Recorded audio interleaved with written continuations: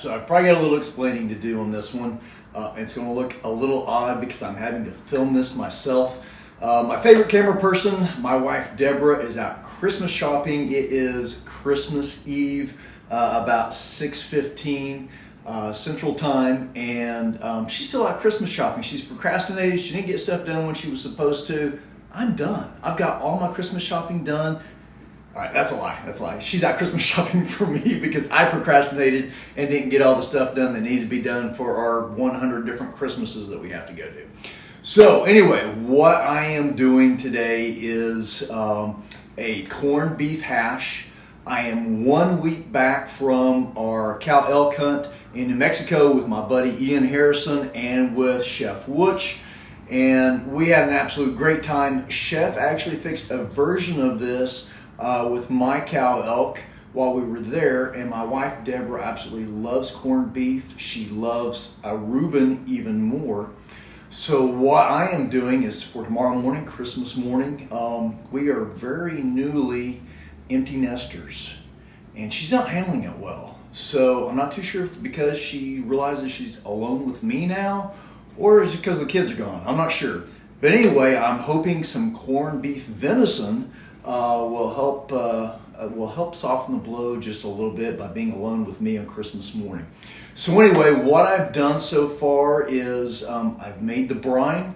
I've started out with 2 quarts of water, added a cup of the quick brine, the Morton quick brine, added 2 tablespoons of sugar, a teaspoon of onion powder, and a teaspoon of garlic powder, and then some pickling spice as well. Brought that to a boil, let it steep for about 10 minutes, and then I added 1 more quart of water and let it chill.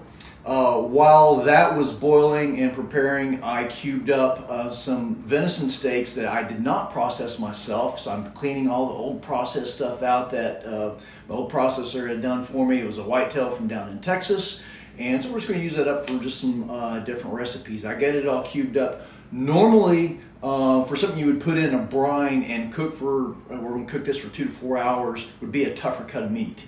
And but these are steaks, so they're already going to be a little bit tender, so it should be a really good corned venison. So we'll find out. So yeah, I've got the water done. I've got everything chopped up. It's actually already been brining for 24 hours. And I'm getting ready to go pull it. I'm going to go ahead and pre-chop my vegetables tonight. So I'm doing a traditional. We're going to do potatoes, onions, and we're going to add some sweet corn in with it. I'm going to fry it up in the cast iron skillet tomorrow morning. I'm going to poach a couple of eggs. This will actually be my first time poaching eggs. That's kind of weird. I've just never fixed them. So I watched how Chef did that as well. I'm going to poach them up, put them on top of the fried potatoes, onions, and some corn, and then add a little bit of sriracha on top of mine anyway. That's just a little bit of ranch with some sriracha sauce for some heat. Deborah's not so much on the heat side, so anyway, hopefully it turns out well, and whenever we come back, we'll actually be cooking it up and see what she thinks about it for Christmas morning. Thanks for joining us. Thanks for stopping by and checking out from fieldtotable.com. There are tons of other recipes and videos on there with somebody that actually knows what they're doing. Lots of stuff from Chef Wooch and my buddy Ian, and also from Ryan and Emily. Hope you guys enjoy. Get this poured out. The brine that we made last night.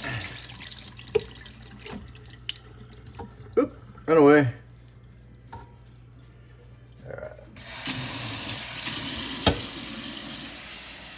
Then we're just going to rinse the venison off real good.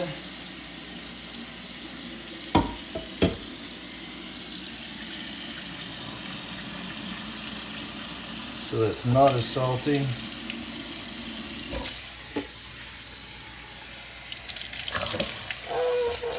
Alright, so I probably should have just kept the lid on there. Oh my God. Comments from the camera person.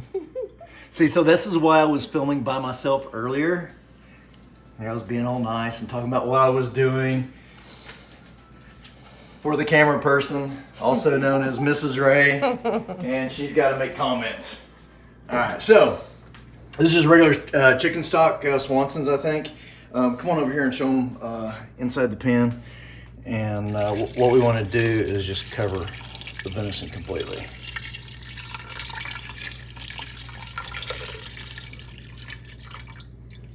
And then the other thing I'm going to do is go ahead and add a little bit more of the pickling spice and let it simmer within it because it smells. Let's finish it off. It smells really good. All right, so anyway, we're going to light this up, let it simmer for a couple hours this evening. I'm going to start on the veggies actually. So just to show you what we've got, I'm just using this is actually just for Deborah and I for Christmas morning. So I've just got a couple of regular russet potatoes. I'm going to cube these up in kind of bigger chunks, and then I've got a whole onion, and I'm going to dice it, and then I'm going to add bell pepper, red bell pepper for some color and obviously flavor. And we'll get it going in the cast iron skillet, so you'll see that next.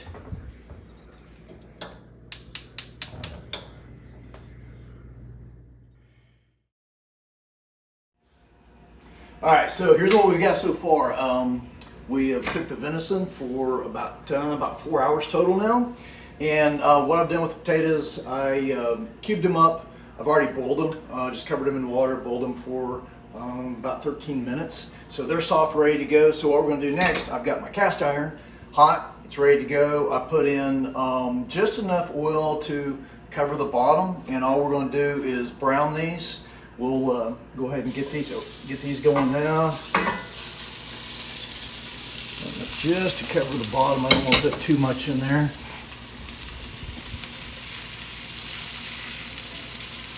Get some good color and crispiness to them. Add some salt.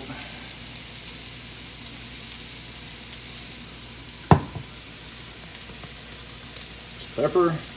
All right, so what we're going to do next, we're going to get some good color on these, get these good and brown. And then once they've gone for probably about 5-6 minutes, then we're going to add some onion and our pepper, and then last we'll end up adding some corn just for some sweet flavor, and then our venison, let it heat up. Then what I'm going to do is put the cast iron in the oven. I just have it on warm, and just to keep it warm, and then we're going to poach the eggs. All right, so we've got these good and crunchy. Flavor's good on them. I'm going to go ahead and pull them out. You don't necessarily have to. I'm going to, just so I don't tear them up, because I want to make sure that the onions have plenty of surface area on the skillet to get done. I'm just going to spread these out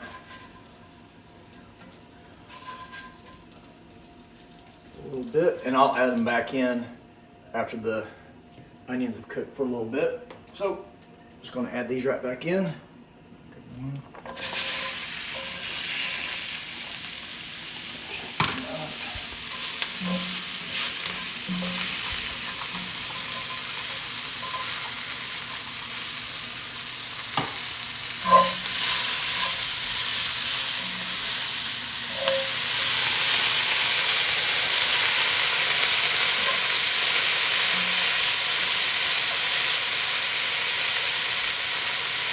All right, we are really close now. So I'm going to add the potatoes back in the skillet with the onions, corn, and peppers.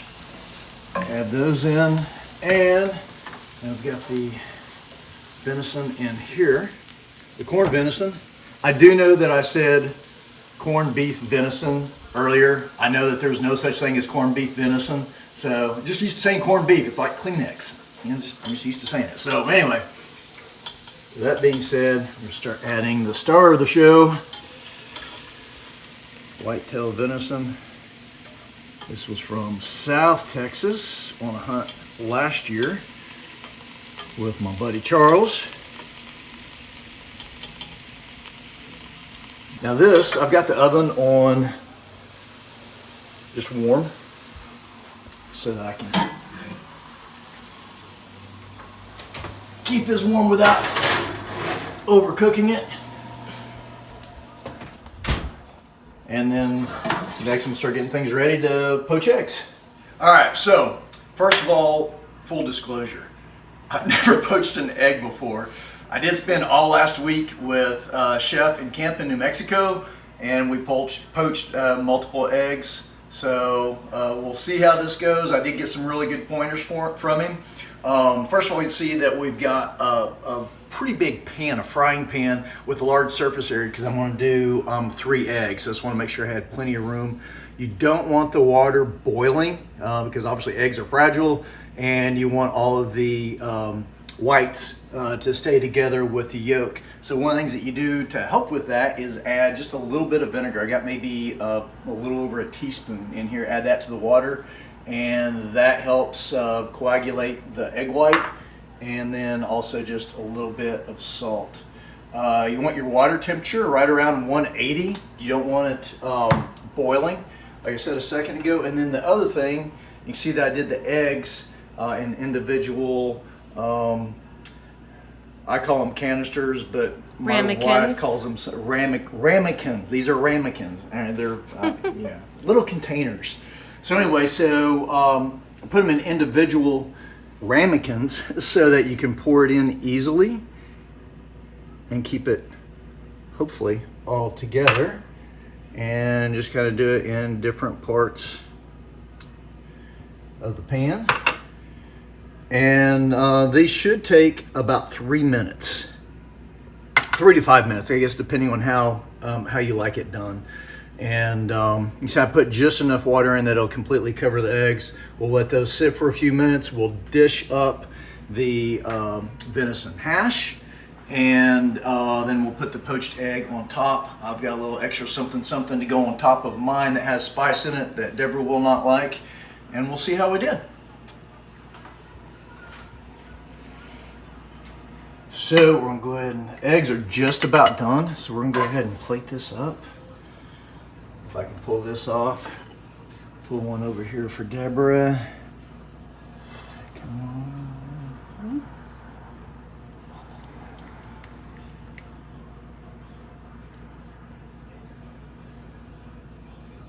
Oh, all right, so there's one.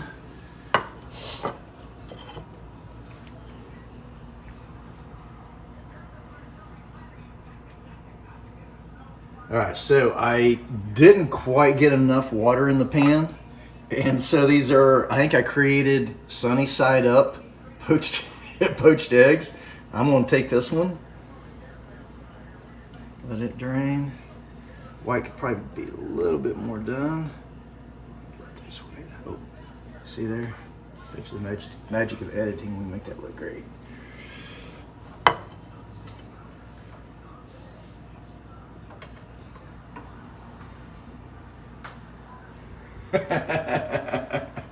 All right, I'm gonna put 2 eggs on mine just because I love eggs.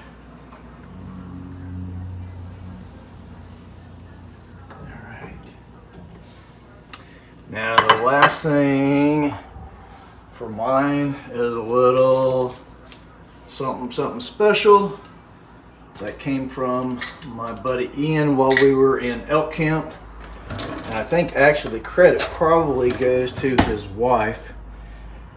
And it is a habanero sauce that she got the recipe, I think he said, from the UK. And it's a habanero. It's got a little bit of a sweet taste to it too. It's got a good kick to it. And I'm putting that on top of mine. So there we go. 2 days in the making, and we've got not corned beef venison, but corned venison from whitetail from Texas.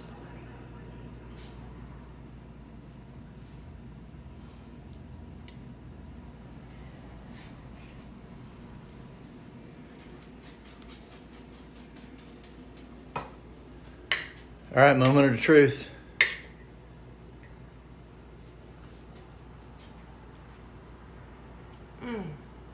So good. Yeah? Mm-hmm. Great job. That's delicious.